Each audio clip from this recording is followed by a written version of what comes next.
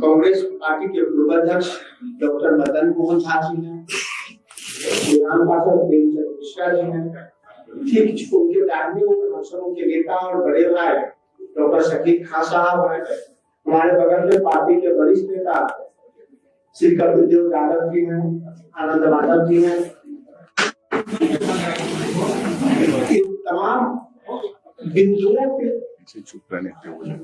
पीछे जो पार्टी के हमारे नेता हैं उनसे आग्रह है कि आप या तो पीछे बैठ जाएं या बाहर बैठ जाएं, चूंकि डिस्टर्ब हो रहा है। तो आप सबों के बीच में हम दरार नहीं बनना चाहते। हम अपने नेता से आग्रह करते हैं कि अपना संवाद आपसे सीधा करें।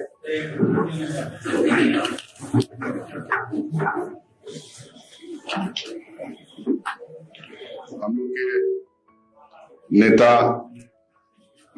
पूर्व अध्यक्ष मदन झा जी, प्रेमचंद मिश्रा जी, डॉक्टर शकील अहमद खान साहब, राजेश टोटर जी, कपिल देव जी और मीडिया के सारे साथियों, आज तमाम लोगों का आज की प्रेस कॉन्फ्रेंस में स्वागत है। जैसा तमाम लोगों को पता है कि कुछ ही दिन पहले बजट सेशन का पहला पार्ट खत्म हुआ। बहुत सारे मुद्दे उसमें हम लोग उठाए, कांग्रेस पार्टी की तरफ से और अपोजिशन पार्टीज की तरफ से बहुत सारे मुद्दे पार्लियामेंट के अंदर उठाए गए। उन मुद्दों को हम तमाम लोग ये उम्मीद कर रहे थे कि उन मुद्दों पे हमें प्रधानमंत्री जवाब देंगे, उन सवाल जो हम लोगों ने खड़ा किए थे उस पे हमें जवाब मिलेगा। लेकिन ना तो प्रधानमंत्री की तरफ से जवाब मिला, ना वित्त मंत्री की तरफ से जवाब मिला, ना ही सरकार में किसी भी मंत्री की तरफ से जवाब मिला। तो इसीलिए हम लोग आज का दिन 17 तारीख को हिंदुस्तान के सारे स्टेट कैपिटल्स में कांग्रेस पार्टी के नेशनल स्पोक्सपर्सन आज प्रेस कॉन्फ्रेंस कर रहे हैं। लोगों के बीच में जो हम लोगों ने सवाल उठाया था, जो मुद्दे हम लोगों ने उठाए थे वहां पे, उनको लोगों के बीच में ले जाने की प्रयास कर रहे हैं।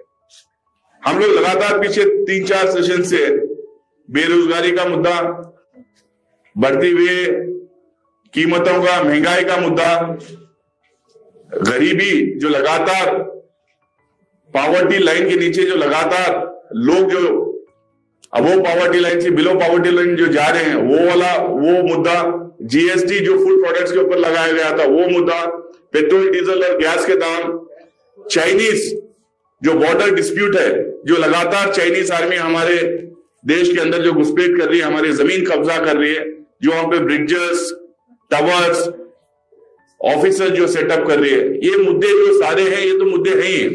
ये मुद्दों को जब हम उठाने की कोशिश करते हैं, सरकार और सरकार के रिप्रेजेंटेटिव्स और उनके पार्टी के लोग समाज का बंटवारा करने के लिए स्टेटमेंट्स देना, समाज में कंफ्यूजन फैलाना, ये मुद्दों से अटेंशन डाइवर्ट करने के लिए देश भर में कर्नाटक में कुछ मुद्दा उठा लेंगे, कहीं कोई हलाल का मुद्दा, कहीं हिजाब का मुद्दा, कहीं कोई मस्जिद मंदिर का मुद्दा, कहीं कोई मुद्दा, इस तरह के लोगों के बीच में दरार डालने के मुद्दे उठाएंगे, उस तरीके के स्टेटमेंट्स देते रहेंगे। उसके बावजूद ये तमाम मुद्दों को हम लोग पार्लियामेंट के अंदर जिंदा रखते हुए और लोगों के बीच में इन मुद्दों को लगातार उठाते हुए, इस बीच में जो हमारे देश के कुछ उद्योगपतियों के जो नाम हिंडनबर्ग रिपोर्ट द्वारा जो उछाला गया, जो एक रिपोर्ट लोगों के बीच में आई, उसको लेके हम लोगों ने कई सवाल खड़ा करने की कोशिश की। हम पिछले 8 साल 9 साल से लगातार राहुल गांधी जी हो, मल्लिकार्जुन खड़गे साहब अध्यक्ष बनने के बाद मल्लिकार्जुन खड़गे साहब हो, हमारे बहुत सारे सीनियर लीडर्स बार बार इस बात को हम लोग उठा रहे थे कि ये सरकार गरीब की सरकार नहीं है, ये सरकार आम आदमी की सरकार नहीं है, ये सरकार हिंदुस्तान की अवाम की सरकार नहीं, ये सरकार कुछ पूंजीपतियों की सरकार है। ये सरकार कुछ पूंजीपति दोस्तों को मदद करने वाली सरकार है। इसीलिए हम लोगों ने एक टाइम पे कहा था ये सूट बूट की सरकार है, ये सिर्फ अमीर लोगों के लिए काम करती, इन रिटर्न उनसे अपने को और अपनी पार्टी को फायदा लेती है उन अमीर लोगों से। ये लगातार जो बजट पे बजट आ रहा था, उस बजट में एकदम साफ जाहिर था कि किस तरह से सरकार अपने देश को ले जाना चाह रही, किस तरह से गरीबों को लूट रहे और अमीरों का फायदा किस तरह से करवा रही, किस तरह से अमीर लोगों के और गरीब लोगों के बीच में जो खाई है किस तरह से लगातार बढ़ते जा रहे हैं। हम लोग बार बार इस बात को पार्लियामेंट के अंदर और बाहर इस बात को उठा रहे थे। अब जो मुद्दा सामने आया, जो हम बार बार हमें पूछ रहे हैं कि भाई अदानी से प्रधानमंत्री के, अदानी से भारतीय जनता पार्टी के, अदानी से एनडीए सरकार के क्या रिश्ते हैं, उनसे अदानी से क्या फायदा इस सरकार को हो रहा है, क्या फायदा प्रधानमंत्री जी को हो रहा है, क्या फायदा भारतीय जनता पार्टी को हो रहा है। अगर फायदा नहीं हो रहा है तो कैसा एक आदमी को हमारी देश की जो संपत्ति है, हमारी देश के जो पब्लिक सेक्टर यूनिट्स हैं, हमारी देश के जो असेट्स हैं, वो कैसा एक आदमी को लगातार बेचते जा रहे हैं, लगातार देते जा रही है। तेल, रेल, पोर्ट, एयरपोर्ट, सड़क, बिजली, कोयला, मतलब आप कोई भी सेक्टर, डिफेंस, कोई भी सेक्टर का आप नाम लीजिए, वो सेक्टर की संपत्ति एक आदमी को लगातार दिया जा रहा है। कोई आदमी अमीर हो रहा है, उससे हमें कोई प्रॉब्लम नहीं। कोई आदमी कंपटीशन में रह के जो है अपनी संपत्ति बढ़ा रहा है, उससे हमें कोई प्रॉब्लम नहीं। हमें कॉर्पोरेट सेक्टर से प्रॉब्लम नहीं, क्योंकि कांग्रेस पार्टी कॉर्पोरेट सेक्टर को भी बढ़ावा दी थी। बोले कि कॉर्पोरेट सेक्टर रहने से कुछ एडिशनल जॉब्स भी मिलेंगे और प्राइवेट और पब्लिक सेक्टर के बीच में एक हेल्थी कंपटीशन भी रहेगा। लेकिन कभी भी कांग्रेस पार्टी कुछ लोगों को या कांग्रेस पार्टी के प्राइम मिनिस्टर कुछ लोगों को, कुछ उद्योगपति दोस्तों को अपने साथ अपनी जहाज में बिठा के ले जाके उनको ठेका दिलाने का काम, उनको कॉन्ट्रैक्ट दिलाने का काम, उनकी संपत्ति बढ़ाने का काम कभी किसी प्रधानमंत्री ने नहीं किया था, जितना नरेंद्र मोदी जी ने एक आदमी को पूरी दुनिया के कोने कोने में ले जाके अपने साथ जहाज में ठेके दिलाने का जो काम किया है। इजराइल जाते हैं, या तो प्रधानमंत्री अदानी को अपने साथ लेके जाते हैं, या नहीं तो प्रधानमंत्री जाके आने के बाद अदानी वहां पे जाते हैं, या नहीं तो प्रधानमंत्री उस किसी देश को जाके आने के बाद एक बहुत बड़ा ठेका अदानी को मिलता है। ये well established fact public domain में है, इसमें मुझे नाम लेके बोलने की जरूरत नहीं। ऑस्ट्रेलिया में ठेका मिलता है, श्रीलंका में ठेका मिलता है, बांग्लादेश में ठेका मिलता है, इजराइल में डिफेंस सेक्टर जो सबसे स्ट्रेटेजिक सेक्टर माना जाता है, देश के हमारे सिक्योरिटी का मामला होता है, वो ऐसे सेक्टर में जहां पे बिल्कुल कोई एक्सपीरियंस नहीं, इस कंपनी को ठेका दिलाने का काम करते हैं। तो हमें सवाल जो उठा रहे हैं बार बार, इतनी यारी क्यों, इतनी दोस्ती क्यों, आपको इन रिटर्न क्या मिल रहा है? बहुत सारी ये बात राहुल गांधी जी ने लोकसभा में अपनी स्पीच में उठाए, मल्लिकार्जुन खड़गे साहब कांग्रेस के अध्यक्ष राज्यसभा में स्पीच द्वारा उठाए। लेकिन ये सरकार, जो सरकार के खिलाफ बोला जाता है, जो प्रधानमंत्री के खिलाफ जो बोला जाता है, वो पार्लियामेंट्री प्रोसीडिंग से एक्सपंज कर देती है। अदानी नाम एक्सपंज हो जाता है। हमको आज तक यह समझ में नहीं आया किसी इंडिविजुअल का नाम कैसा अनपार्लियामेंट्री हो सकता है। अनपार्लियामेंट्री एक लिस्ट है अनपार्लियामेंट्री वर्ड्स के, उसमें अगर अब जब झूठ बोला ये अनपार्लियामेंट्री है, सत्य से दूर है ये पार्लियामेंट्री है। अनपार्लियामेंट्री वर्ड्स हटा रहे हैं, एक्सपेंज करने समझ में आता है। अदानी वर्ड कैसा अनपार्लियामेंट्री हो गया, कैसा वो हटाने समझ में नहीं आता है। अगर किसी बात का ऑथेंटिकेशन चाहिए, आप ऑथेंटिकेशन की बात कर सकते हैं, आप वन साइडेड किसी भी चीज को एक्सपेंज नहीं कर सकते। लेकिन लगातार एक्सपेंज करने की कोशिश की, आप एक्सपेंज करते रहिए, आप हमें बात करने मत दीजिए, आप हमारे लीडर्स बात करते रहे तो आप वहां पे हल्ला करते रहिए, आप बार बार इंटरप्ट करते रहिए। लेकिन पब्लिक डोमेन में इस बात को अवाम के बीच में हम लगातार लेके जाते रहेंगे। इसीलिए आज ये प्रेस कॉन्फ्रेंसेस हम लोग कर रहे हैं। मोदी जी लगातार ये कहते हैं मैं काला धन बाहर से लेके आऊंगा, 15-15 लाख रुपए दूंगा। ये तो उन्होंने बोला था जब काला धन मैं लेके आऊंगा, ब्लैक मनी हिंदुस्तान से खत्म कर दूंगा, ब्लैक मनी खत्म करने की वजह से मैं नोटबंदी किया, 50 तरीके की चीजें हो जाए। भाई ब्लैक मनी अगर खत्म करना आपका इरादा था तो कैसा आप अदानी को जिसके शेल कंपनीज यानी कि फर्जी कंपनीज, 38 फर्जी कंपनीज कैरिबियन आइलैंड्स में, मॉरिशियस में 38 फर्जी कंपनीज उनके चल रहे हैं। उनके भाई जो विनोद अदानी हैं, उनका नाम पनामा में आता है, पनामा पेपर्स में आता है, पांडोरा पेपर्स में आता है, बहामा में उनके कंपनीज रहते हैं। उसके बावजूद कैसा उस कंपनी को लगातार ठेका आप देते हैं। जो भी बड़ा फाइनेंशियल स्कैम इस देश में हुआ है उसमें अदानी का या अदानी की कंपनी का या अदानी के भाई का नाम उसमें आता है। उसके बावजूद आप ठेका भी दिलवाते हैं और गरीब आदमी का पैसा जो पब्लिक सेक्टर बैंक्स में है, जो LIC में है, वो पैसा भी उनको दिलाते हैं। 2.5 लाख करोड़ रुपए जो आप अदानी को दिलवाए, ये किसके पैसे? ठेका भी उन्हीं को, पैसा भी उन्हीं को। पैसा जब उनके शेयर्स के दाम जब लगातार गिर रहे हैं, अभी जो पिछले 15 दिन में उनके शेयर्स के जो दाम गिरे हैं, इससे LIC को 44,000 करोड़ रुपए का नुकसान है। ये 44,000 करोड़ रुपए जो नुकसान हो रहा है, ये हिंदुस्तान के 30 करोड़ जनता का पैसा है। 30 करोड़ लोग उसमें LIC में इन्वेस्ट कर रखे हैं। अब ये 30 करोड़ लोगों का जो नुकसान होगा, इसका भरपाया कौन करेगा? आप कहते हैं SC, ST, OBC माइनॉरिटीज की प्री मैट्रिक स्कॉलरशिप के लिए आपके पास पैसे नहीं है, मौलाना आजाद फेलोशिप के लिए आपके पास पैसा नहीं है, मनरेगा में लगातार पैसा कम करते आप जा रहे हैं, ना नौकरियां दे रहे। और हम जो एक बड़ा स्कीम लेके आए थे जिसमें नौकरियां देने की बात है, उसमें लगातार मनरेगा में पैसा आप कम करते जाते हैं।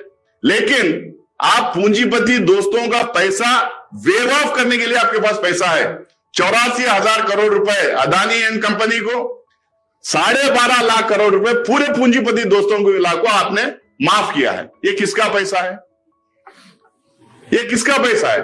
आप जो बात करें JNU के स्टूडेंट्स को पूछते हैं, भाई आप टैक्स पेयर्स मनी में आप पैसा, आप इतने दिन वहां पे क्यों पढ़ रहे हैं? कहीं कोई हो रहा था पार्लियामेंट में हंगामा हम करे तो बोलते हैं भाई आप टैक्स पेयर के पैसों में आपको वहां पे प्रोसीडिंग चलाना है, आप हंगामा करके टैक्स पेयर का पैसा वेस्ट कर रहे हैं। ये 12.5 लाख करोड़ रुपए जो पूंजीपति दोस्तों को वेव ऑफ किया है, ये किसका पैसा है? ये टैक्स पेयर मनी नहीं है, हमारे देश का पैसा नहीं है, हमारी अवाम का पैसा नहीं है। ये किसका पैसा है? आप क्यों आपके चुनिंदे पूंजीपति दोस्तों का पैसा आप माफ लगातार कर रहे हैं? और क्या आपका लेन देन है? क्यों आप माफ कर रहे हैं? आपको इसमें कितना किकबैक मिल रहा है? कितना पैसा आपको वापस इसमें आ रहा है? ये शेल कंपनीज में जो मनी लॉन्ड्रिंग हुआ है, ये मनी लॉन्ड्रिंग, ये किसका पैसा गया है बाहर? क्या भारतीय जनता पार्टी का पैसा गया है? क्या अदानी का पैसा गया है? क्या प्रधानमंत्री नरेंद्र मोदी जी का पैसा गया है? पैसा जा रहा और वहां से पैसा वापस आ रहा, इसको मनी लॉन्ड्रिंग नहीं कहते हैं तो फिर क्या कहते हैं? ईडी जो लगातार अपोजिशन पार्टीज के नेताओं को उठा के ले जाना, 50-50 घंटे 70-70 घंटे उनको क्वेश्चनिंग करना, समन्स भेजना, नोटिस भेजना। आज कहां है ईडी? आज कहां है ET? आज कहां है CBI? ठेका दिलवाने के लिए CBI की मदद लेंगे, अपोनेंट्स के ऊपर दबाव बिल्डअप करके कंपनियों को टेंडरिंग प्रोसेस से बाहर करने के लिए आप ईडी का इस्तेमाल करेंगे। जो L1 आता है उसके ऊपर ED AT का आप दबाव बना के वो L1 जो आता है उसको कंपटीशन से विड्रॉ करने के लिए दबाव बिल्डअप करेंगे। जहां पे 2 एयरपोर्ट से ज्यादा किसी एक कंपनी को नहीं देना करके जो रूल है, वो रूल आप बेंड करते हैं। अदानी को 6 एयरपोर्ट आप देते हैं। और ये रूल किसका बनाया हुआ है? आप ही की सरकार का बनाया हुआ है। ये रूल क्यों ट्वीक कर रहे हैं आप? क्यों इसको बेंड कर रहे हैं? क्योंकि आपको अपने एक दोस्त को आपको एयरपोर्ट्स देना है। डिफेंस सेक्टर में कोई एक्सपीरियंस नहीं। जो स्ट्रेटेजिक सेक्टर्स हैं उसमें बिना एक्सपीरियंस किसी को कॉन्ट्रैक्ट नहीं दिया जाता। ये थंब रूल है। आज से नहीं, 1947 से लेकर आज तक जो है ये थंब रूल हिंदुस्तान में चल रहा है। इसी तरह का रूल जो है जितने भी डेवलप्ड कंट्रीज हैं दुनिया में, सब जगह ये रूल चलता है। आप बिना डिफेंस सेक्टर में बिना एक्सपीरियंस के डिफेंस सेक्टर में आप उनको लगातार टेंडर देते जा रहे हैं। स्टॉक में, शेयर्स में इन्फ्लेट कर देते हैं आप। SBI, LIC और दूसरे पब्लिक सेक्टर बैंक से जो पैसा उनको देना है, आप ड्यू डिलिजेंस कर नहीं सकते। भाई बाहर की कंपनी कह रही कि इस company Adani group of companies के 38 शेल कंपनीज हैं, फर्जी कंपनीज हैं, लेकिन हमारे देश की ईडी आईटी को पता नहीं कि यहाँ पे शेल कंपनीज ऑपरेट होते हैं। और अदानी का भाई जहां सिंगापुर में जिस घर में रहता है, एक चाइनीज नेशनल के घर में उसके साथ में घर शेयर करता है, उसके साथ में रहता है, चिंग विंग लुई उसका नाम ऐसा कुछ है, तो रहता है। और वो बंदा कौन है? वो बंदा अगस्ता वेस्टलैंड स्कैम में वो बंदा फंसा हुआ है, उसके साथ एक घर शेयर करता है। तो मैं यहां उनको सवाल पूछना चाहता हूं कि एक अननोन आदमी जो सोनिया गांधी जी का नाम लिया था अगस्ता वेस्टलैंड में, क्या वही ये चाइनीज आदमी था? तो ये लगातार जो सवाल हम उठा रहे हैं क्रोनी कैपिटलिज्म को लेके, अपने पूंजीपति दोस्तों को जो फायदा पहुंचाने का हम लेके जो है, इसका सवाल प्रधानमंत्री के पास नहीं है, वित्त मंत्री के पास नहीं है, भारतीय जनता पार्टी के पास, किसी के पास नहीं। कहते क्या है भाई, हमारे देश को बदनाम करने की साजिश की जा रही है, हमारे देश के एक कैपिटलिस्ट को जो है बदनाम करने की साजिश की जा रही है, क्योंकि हम बहुत तरक्की कर रहे हैं, इसीलिए जो है फॉरेन कंपनीज हमारे देश को बदनाम करने की कोशिश कर रही है। भाई हम ये कह रहे हैं, इतना मटेरियल पब्लिक डोमेन में आया है, सीएजी में कहीं किसी ने बोला है, नीति आयोग वाले कहीं कुछ बोले हैं, बहुत सारे ऑफिशियल्स कहीं कुछ बोले हैं। इतना अदानी के खिलाफ, अदानी ग्रुप ऑफ कंपनीज के खिलाफ, ये कॉन्ट्रैक्ट जिस तरह से दिया गया उसके खिलाफ, जो रूल्स बेंड किए गए उसके खिलाफ इतना स्टेटमेंट्स, इतने रिपोर्ट्स में आया है, प्रीमा फेसी केस है। आप क्यों जेपीसी नहीं करते? इसके पहले 2 बार जेपीसी हुई है, और दोनों बार जो है, एक तो प्रधानमंत्री नरसिम्हा राव ने कहा कि हम जेपीसी के लिए हम रेडी हैं, वो प्रधानमंत्री थे। अटल बिहारी वाजपेयी रेडी हुए थे जेपीसी के लिए, और जेपीसी हुई। जेपीसी में जो सबसे ज्यादा संख्या जिस पार्टी की रहती है, उस पार्टी के ज्यादा मेंबर्स उसमें रहते हैं। इतना आपके पास ब्रूटल मेजोरिटी लोकसभा में है, आप ही के मेंबर्स उसमें ज्यादा होंगे, तो फिर आप क्यों जेपीसी से आप भाग रहे हैं? क्या आप देश से छुपाना चाह रहे हैं? कौन सी ऐसी बात है आप नहीं चाह रहे कि जो है देश के सामने आए? और कौन सी ऐसी बात है कि प्रधानमंत्री दुनिया जमीन के नीचे और आसमान के ऊपर जो भी है हर चीज के बारे में बात करते हैं, लेकिन अदानी स्कैम के बारे में बात नहीं करते? आज जो जेपीसी की मांग हमारे जो लगातार हम पूछते गए, उसके बारे में एक वर्ड किसी ने सरकार तरफ से आज तक नहीं बोला। एलआईसी खुद कह रही है कि हमें इतना नुकसान हो रहा है, एसबीआई खुद कह रही है कि हमें प्रॉब्लम दिख रही है, गवर्नमेंट खुद जो है कहीं अपनी 1-2 रिपोर्ट्स में बोली है कि एलआईसी के और एसबीआई के पैसे पे जो उन्होंने खतरा मंडरा रहा है, लेकिन उसके बावजूद आप किसी भी तरह का प्रोब करने के लिए रेडी नहीं। सेबी क्या कर रही है?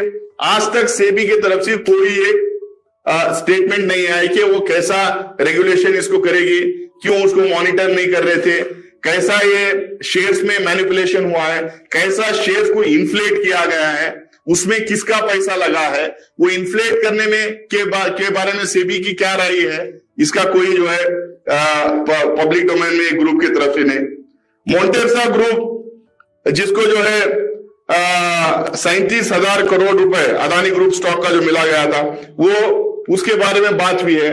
UK prime minister Boris Johnson का भाई इनकी कंपनी में काम करता था, उसको जो है 24,300 करोड़ रुपए का कर्जा दिया गया था वो उस टाइम पे, उसके बारे में कोई बात नहीं। ईपीएफओ का, एम्प्लॉयज प्रोविडेंट फंड का, ग्लोबल स्टॉक इंडेक्स जो सस्पेंड हुए, अदानी ग्रुप को सस्पेंड करिए, उस टाइम पे हम लोगों ने किया ईपीएफओ के ऊपर भी एक सवाल खड़ा हो सकता है, उसके बारे में कोई स्टेटमेंट नहीं।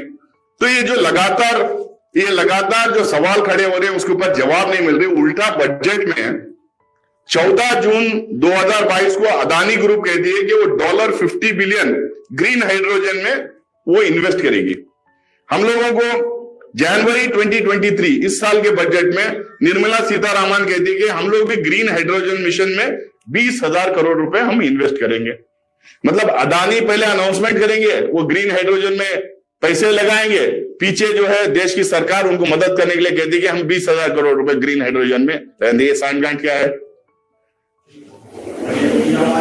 अब इस बार फिर लगातार बोलेंगे 50 एयरपोर्ट हम नए स्टार्ट करेंगे, हेलीपोर्ट स्टार्ट करेंगे, वाटर एयरोड्रम स्टार्ट करेंगे। तो ये किसको देने के लिए स्टार्ट करेंगे? मनरेगा के लिए पैसे नहीं आपके पास, स्कूल के लिए पैसे नहीं, फेलोशिप के लिए पैसे नहीं, स्कॉलरशिप के लिए पैसे नहीं, लेकिन ये इतना सब जो स्टार्ट करेंगे, जो बोल रहे हैं, किसके लिए? फिर अदानी को देने के लिए। ये सवाल खड़ा होता है। बहुत सारे ऐसे हैं, जैसे मुंबई एयरपोर्ट जीवीके ग्रुप को दिया गया था, जीवीके ग्रुप को मिलता है, लेकिन अदानी वहां पे वो जीवीके ग्रुप से मुंबई एयरपोर्ट लेना चाहते हैं, जीवीके ग्रुप मानती नहीं है, लेकिन उनके ऊपर इनकम टैक्स रेट हो जाता है, ईडी रेट हो जाता है, तो जीवीके ग्रुप पीछे हट जाते हैं, फिर अदानी को मिल जाता है। अब इनको कितने एयरपोर्ट्स दिए गए? देखिए, अहमदाबाद, लखनऊ, मैंगलोर, जयपुर, गुवाहाटी, तिरुवनंतपुरम, ये अदानी ग्रुप को दिया गया है।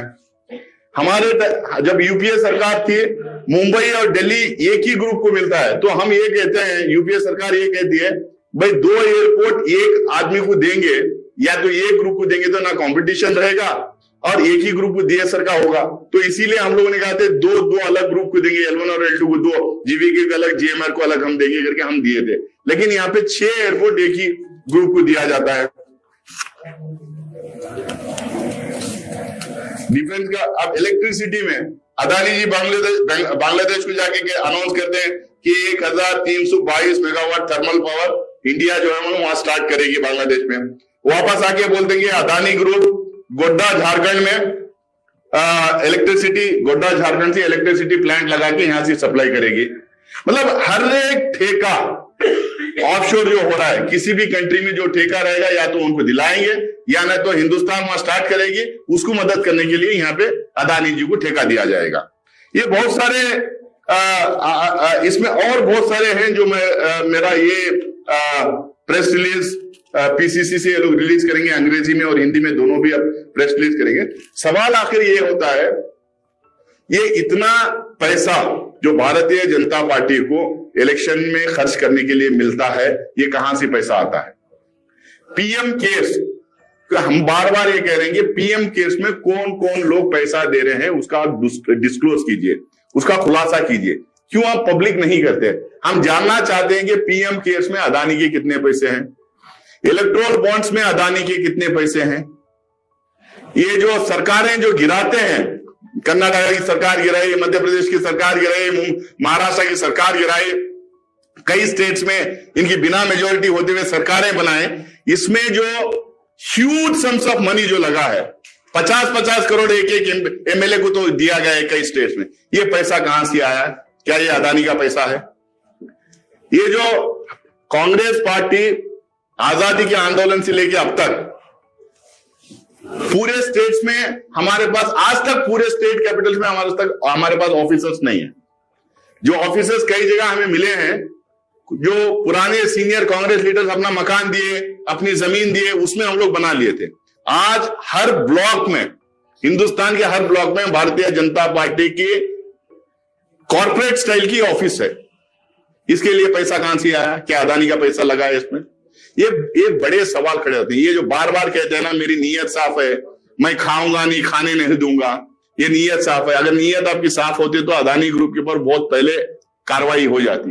ये सीबीआई, ईडी, आईटी को जो इस्तेमाल करके अपने पॉलिटिकल अपोनेंट्स को, सरकारें गिराने का, लोगों के को नोटिस भेजने का, समन्स भेजने का, उसके बाद में उनको अपनी पार्टी में शामिल करने का, दबाव बिल्डअप करने का, ये सब जो किए, आज वो ईडी कहां है, आज वो आईटी कहां है, आज वो सीबीआई कहां है? क्यों उनका कोई एक्शन नहीं? क्यों समन्स नहीं जा रहे अदानी ग्रुप को? क्यों नोटिस उनको नहीं जा रहे? क्यों उनके ऊपर कार्रवाई नहीं जा रही? तो मूल मुद्दे हमारे हैं बेरोजगारी, गरीबी, महंगाई, जीएसटी का, पेट्रोल डीजल गैस के दाम, चाइना डिस्प्यूट, ये मूल मुद्दे हमारे हैं। ये मुद्दों के लिए हम खड़ेंगे, हर एक हिंदुस्तानी के साथ खड़े होके उनके साथ में लड़ेंगे और ये मुद्दों को लेके हम आगे बढ़ेंगे। लेकिन इसके ऊपर भारतीय जनता पार्टी की केंद्र सरकार जवाबदेही है, प्रधानमंत्री को जवाब देना पड़ेगा। जब तक जवाब नहीं देंगे, हिंदुस्तान के कोने कोने पे कांग्रेस पार्टी सड़कों पे उतरेगी। इसके बाद डिस्ट्रिक्ट लेवल पे हम प्रेस कॉन्फ्रेंसेस करेंगे, सड़कों पे उतरेंगे और पार्लियामेंट का जो दूसरा बजट का जो दूसरा पार्ट जो होगा, दूसरा सेकेंड हाफ सेशन जो होगा मार्च 13 से जो शुरू होगा, उसमें फिर इस मुद्दे को पूरी तरह से पुरजोर तरीके से हम लोग उठाएंगे। बहुत बहुत शुक्रिया आप लोगों Hussain sir, one question. Yes. According to billionaire investor George Soros, the turmoil engulfing Gautam Adani's business empire may open the door to a democratic revival of the country. How do you see the entire statement and the timing at which it is given? See, we are not concerned about the timing at all. People, and especially Bharatiya Janata Party and the government, may say anything about the timing. What is more important is there not enough material in public domain to take action against a group of companies or an individual person? Shouldn't the government of the day probe the allegations against one of the richest persons in the world? Don't you think the present Prime Minister and his government is deep involved in this entire case, and they are getting kickbacks in this? These are the questions which we need to raise. We have raised these issues. The Prime Minister is answerable. The government is answerable. We need a thorough probe, and our demand is JPC, nothing less than JPC. Any more question? Sir एक सवाल है, ये बिहार में Congress party ने 2 seat की मांग की, 2 मंत्रिमंडल में मांग की 2 सीट। आज सिर्फ ये अदानी वाला इशू